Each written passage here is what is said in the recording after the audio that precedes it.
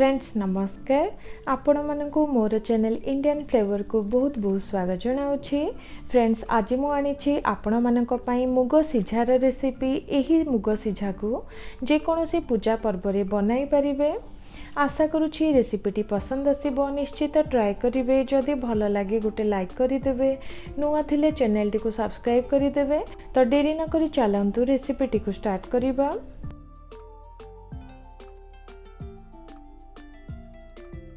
Friends एठी मु गोटे कप प्राय 300 ग्राम हेबो मुग को नेछि। एबे सेथिरे पानी देई प्राय 3 रु 4 घंटा पई भिजाई नबा। देखंतु प्राय 3 घंटा परे चेक करूछि भल भाबरे बतुरी जाईछि। एबे गोटे कड़ाई को काढी नबा। फ्रेंड्स घरे जदि गोटा मुग थाए गोटा मुगरे मध्य बनाई परिबे। बहुत सुंदर टेस्ट आसीबो। देखंतु कड़ाई को काढी नेछि। एबे सेथिरे गोटे ग्लास हेबो पानी देउछे। पानी देला परे प्राय 5 रु 10 मिनिट पई मीडियम हीट रे सिझाई नबा।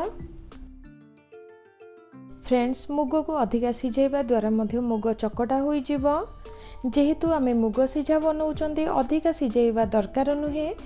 प्राय 10 मिनिट परे चेक करूछि। देखंतु मुग हल्का टिके सिझी गलानी। एठी मु प्राय 5 रु 6 चमच हेबो गरम क्षीर को देउछि, जहा द्वारा मुग सिझारे बहुत सुंदर टेस्ट आसीबो। क्षीर को देला परे भल भाबरे सब को मिसाई नबा। टिके क्रंची टेस्ट आसीबा पई एठी मु अल्प टिके नडिया को छोट छोट खंड रे काटी नेछि, ताको मध्य देई दबा। एठी आपण माने ड्राई फ्रूट्स मध्य देई परिबे।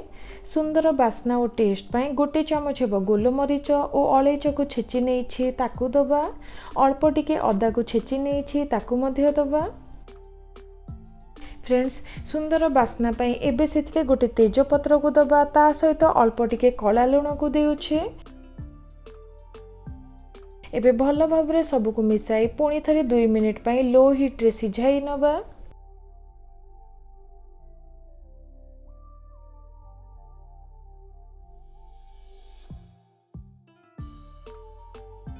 प्राय 2 मिनिट पई सिझाई नेछि। टिके बहलिया हेई आसिलानी। एबे सेथिरे चीनी देउछि। एठी आपण माने गुड़ मध्य देई परिबे। चीनी को देला परे पुणी थरे 2 रु 3 मिनिट पई सिझाई नबा। देखंतु प्राय 3 मिनिट पई सिझाई नेछि। तो फ्रेंड्स देखंतु वर्तमान हमर मुग सिझाटी रेडी हेई गला। निश्चित पूजा पर्व रे एही मुग सिझाटी को ट्राए करंतु। जदि आज रही रेसिपीटी पसंद आसे तो गोटे लाइक करदेवे। नुआ थिले चैनल टी को सब्सक्राइब करदेवे। रहुछि नमस्कार।